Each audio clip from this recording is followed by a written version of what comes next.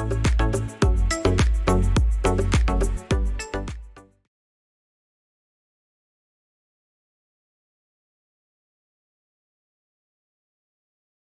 it's interesting that you talk about the four different Atlantis and the four different Lemurias. Not a lot of people know about that, because it did go in phases where it had a golden age, and it would go into a dark age, and then it would have a golden age and a dark age. I think that's very fascinating to know, because not a lot of people know that these ancient civilizations have been around for, like you said, millions and millions of years. And it's interesting how it's all coming into culmination now. All the different timelines, right? All the different outcomes are all coming into this moment, what they call the 0 point, 0 point field, which is amazing.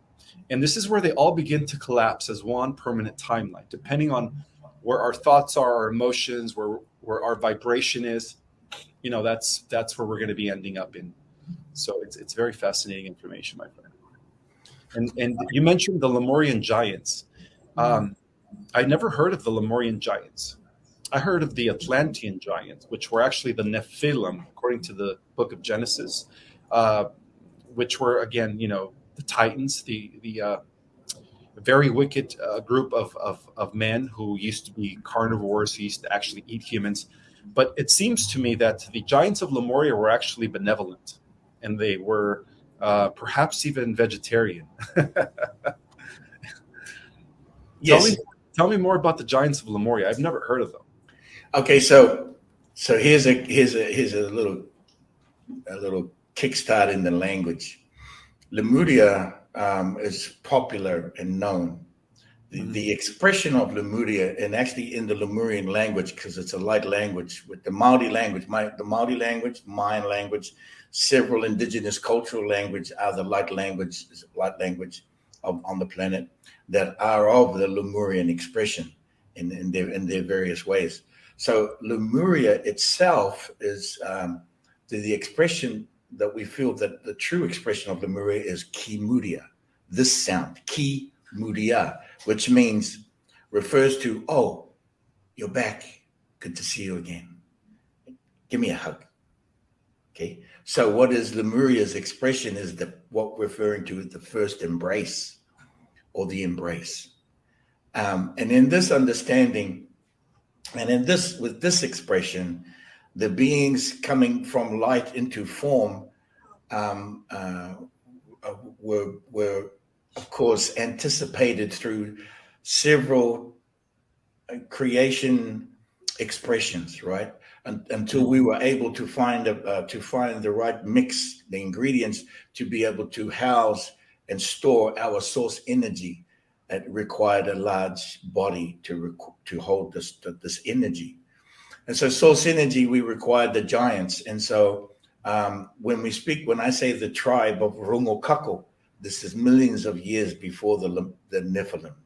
Mm-hmm. Okay, so the Nephilim being of the story from what is it, Gemini? Genesis, sorry.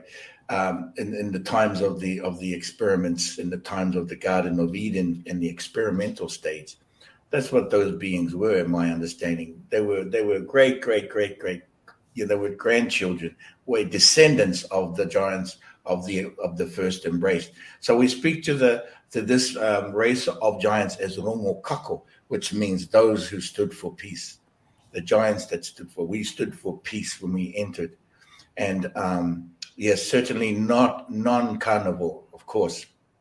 As our expressions began to, I can just say, evolve, if you like, but also we're in through the creation of many types of beings that were going to be holding source energy. The expressions had to be understood and known. What is it like to eat another being? That had to be known. What is it like to just be a what do you call it, a vegetarian? What is the word for that? I forget what the word is for that.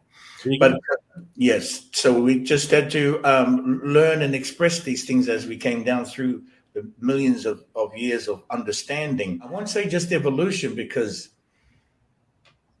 I understand that what our intentions and how powerful our intention is. I have a very strong understanding of that, and what we create and what we created. And we did create once we were able to understand how we were going to harness the source energy into certain beings. We created beings, okay, and we created them in the second dimension to come up into the third dimension, utilizing an element from the first dimension. Okay, so this pure dimension, this dimension of pure elemental energy had no intention at all. It was just pure, much in the way water is, until you put your finger in it and cause it to have a memory. Okay, which is known, right? This is a Lemurian thing, and so first dimension. Then we bring the elements up to second dimension, and there's the mix happening in the second dimension. All kinds of beings being created, and our intention is placed there to create what we need to understand and bring into materialize in the third dimension, in the physical, to bring to the birthing stage. We're at a point now that we have had these lessons actually at least a few Atlantises ago, and at least one or two Lemurians ago. We had this already. Okay, but of course, how much more do we need to experience and learn, and how much more of it, and what percentage of this is manipulation and agenda? And so these things started taking place, and I might say more prevalent in the last 3 ages of Atlantis. Certainly Atlantis 2, when it came into the Mesopotamia area and around there and over to Africa. So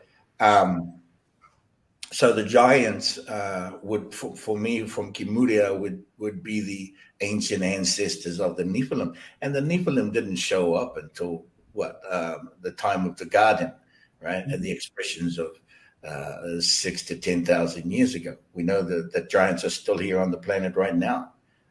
And from those experiments, they recently ran into one in Kandahar a few years back, which is a carnivore, so a Nephilim being. Yeah. These are just expressions, though, because just like a lion needs to eat, he's going to eat. A giant's going to eat what the giant's going to eat. But these beings were also from creations of experiments and interference and interruption as well.